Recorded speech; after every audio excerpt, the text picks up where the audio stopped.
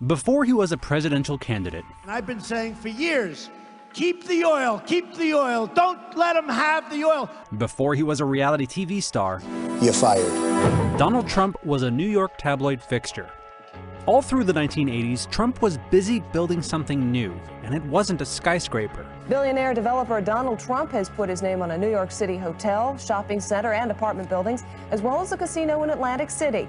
And now he's going to put his name on a big piece of Eastern Airlines. Trump was creating a public persona, one that could be both funny and demeaning, arrogant and somehow in touch with the common man. I sort of love and hate him at the same time. I mean, I think he has, a monumental ego. He comes off as being very, what's the word I'm looking for? Arrogant? Yeah, he's arrogant. I like him. You do? Man's got it made, got everything. He often did this by picking fights. He said, I think Donald Trump is an artful liar. I think he is a greedy, vicious, and arrogant man. Well, I don't know, is that supposed to be a compliment or not? I'm not sure. He waged a years-long battle with New York City Mayor Ed Koch. I hope that New York City has a different mayor at some point, because I think Ed Koch is a total disaster. He's been a very bad mayor for the city. He helped launch a competitor to the NFL called the U.S. Football League, and then launched a lawsuit against the NFL when the USFL failed. The jury in the case delivered its verdict. It ruled the NFL did indeed monopolize pro football, but it awarded damages of just $1. And in one of his biggest fights of the 1980s, he went up against media mogul Merv Griffin in a fight over a casino in Atlantic City. People realize now that Merv made a bad deal. It's unfortunate that he's taken a fall, but he has taken the fall. Nothing much I can do about it. Donald loves that perception. I won. He is still, a year later standing in New York going, I won. He wants to make sure everybody in America knows he won. But the Donald Trump we know today is more than just a boastful brawler. That's because there's one more tactic that Trump apparently learned in the 80s and uses to great effect on the campaign trail today. Keep people guessing about any long-term plans. Mr. Trump, what's left in your life? You're 33 years old, you're worth all this money. You say you didn't say that you want to be worth $1 billion. No, I really don't. I just want to keep busy and keep active. Could $1 billion buy the White House? What do you think? Well, Does I don't money think it give can. you... I know a lot of the politicians. I like a lot of the politicians. They're friends of mine. Trump carefully cultivated speculation about his future. In 1987, he ran a full-page ad in major newspapers that read like a political manifesto. A blow-up of the ad is now on display at Trump Tower on Fifth Avenue. The ad was irresistible to the New York press, and the move kept Trump's name in the news. Trump has said quite seriously that he's a good enough bargainer to negotiate a nuclear disarmament treaty with the Russians. This is not a wealthy country. People think America, wealth, this and that. The Japanese are saying that. What a wealthy country. I mean, they're saying it and they're laughing. The country's losing $200 billion a year. We ought to go in, the next time they fire so much as a bullet at one of our ships, we ought to go in and take over their oil. With each of these instances, Trump refined his playbook. His attacks. Steve, you're going to have to start pushing these people now a little bit, because it's getting a little ridiculous as far as I'm concerned. His boasts. We'll probably sell an extra 10,000 season tickets, and that's a lot of tickets. And his shifting positions. Do you have the genes to be a successful politician? Well, you never really know. I think I'm pretty outspoken, and that's not probably a good thing in terms of a politician, but it's a good thing if you ever got elected, you can really do a job. Now, even back in the 80s, many found Trump's over-the-top personality distasteful. What may be most discouraging of all is that Palm Beach will accept almost anything if it's got enough money, but somehow it will not accept Donald Trump. But by playing the role of an unpredictable bully with the Midas touch, Trump showed he couldn't easily be ignored. I believe that perhaps I'm portrayed differently than I actually am. I believe I'm portrayed in a rougher sense than the actual product.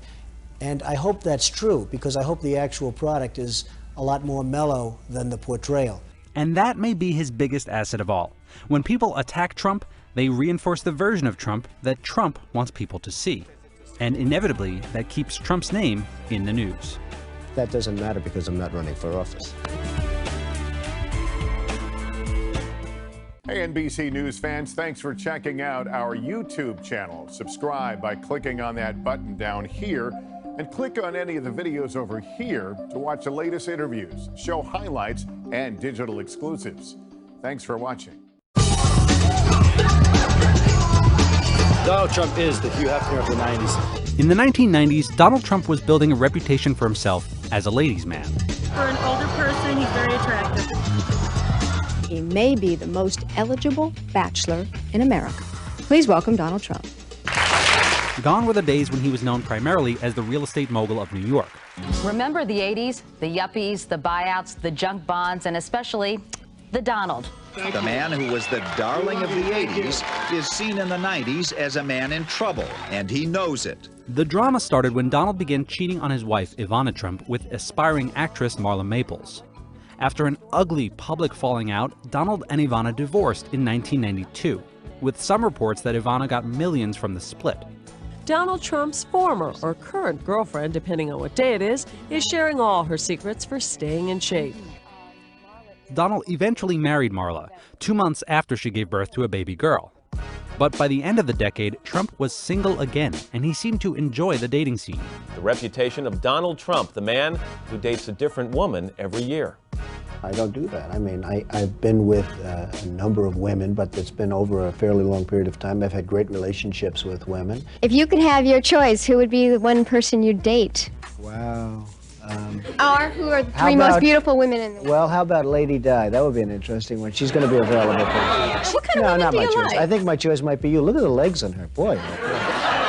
Good for you. Can you imagine how controversial I'd be?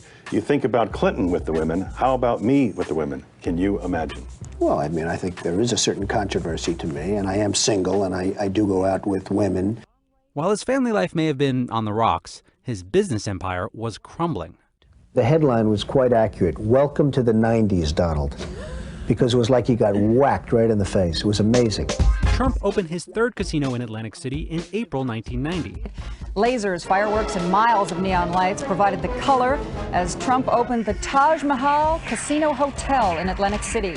But just months after it opened, the Taj Mahal missed one of its debt payments, and Trump began looking for a bailout. His empire could be at risk of collapse if the New Jersey Casino Commission decides not to approve Trump's bailout plan. By the fall of 1991, all 3 casinos had filed for bankruptcy. The New Jersey Casino Control Commission has unanimously approved Donald Trump's bailout plan. That plan allows him to use his 3 Atlantic City casinos as collateral for his $65 million loan. In order to finance a loan, Trump was forced to sell off his airline, his yacht, and a chunk of one of his earliest projects, the Grand Hyatt Hotel in Manhattan. You know, I had a wife who was suing me for $2 billion. I had the banks, I had this, I had that. He did get to keep one asset, an undeveloped piece of land on Manhattan's west side that Trump had purchased in 1985. Trump had envisioned a huge project on the site, but in 1994, the real estate market fell, leaving Trump unable to make payments on the land. So Trump sold off the lots and made a deal where he got to keep some of the profits from any future development, and to put his name on a few of the buildings, marking a new chapter in which Trump was less of a developer and more of a brand. Who knows better about hard times than me? I had a company, it was doing well, I had tremendous debt like this country, and in 1990, the whole country, it just went very, very bad. As his finances stabilized, Trump began to reclaim his status in the public psyche with publicity stunts like a 1995 Pizza Hut commercial in which he appeared with Ivana Trump. Doing Ivana. What will people think? It's wrong, isn't it? But it feels so right. Then it's a deal? By the end of the decade, he was once again sounding like the Trump of the 80s, talking big about his finances. Back in the 1990s, you owed something like $900 million. Your empire was pretty much more than that. You owed more than that? 975 was personally guaranteed. That was just the small part. That was the harder debt.